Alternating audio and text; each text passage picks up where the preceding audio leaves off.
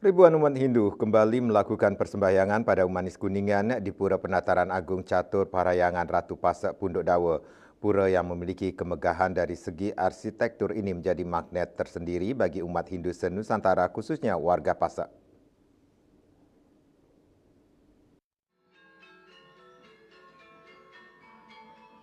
Ribuan umat Hindu terlihat kusyuk mengikuti persembahyangan di pura yang merupakan Linggih Ide Betara Empugana. Persembahyangan ini serangkaian Puja Wali ke-14 di Pura Penataran Agung Catur Parahyangan Ratu Pasek.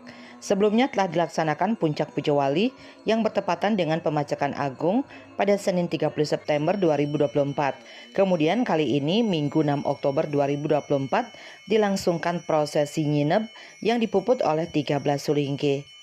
Makna daripada Puja Wali ini adalah sebagai refleksi pembangunan pura yang telah melalui proses panjang. Ketua Sabawalaka MKPSSR Provinsi Bali, Wisnu Bawatemaja mengimbau kepada seluruh umat Hindu, khususnya Semeton Pasek, se-Nusantara untuk datang ke Pura Penataran Agung Catur Parahyangan Ratu Pasek. Pihaknya juga berterima kasih kepada para sulingge atas pelaksanaan Puja Wali sehingga dapat berjalan lancar. Kita menghimbau kepada seluruh warga untuk datang ke Punduk Dawa bahwa pura yang kita dirikan ini adalah oleh seluruh warga Pasek se-Indonesia yang pada saat sekarang ini sudah selesai. Untuk itu yang mohonkan kepada seluruh warga Pasek se-Indonesia bisa datang ke sini kapanpun.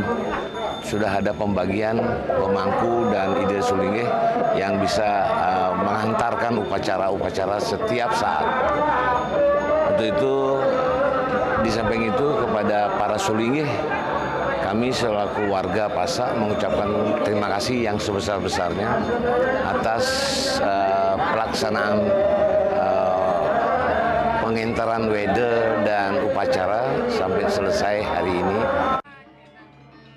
Pada kesempatan tersebut, pihaknya berpesan kepada seluruh Semeton Pasek agar meluangkan waktunya untuk tampil pada saat Puja Wali.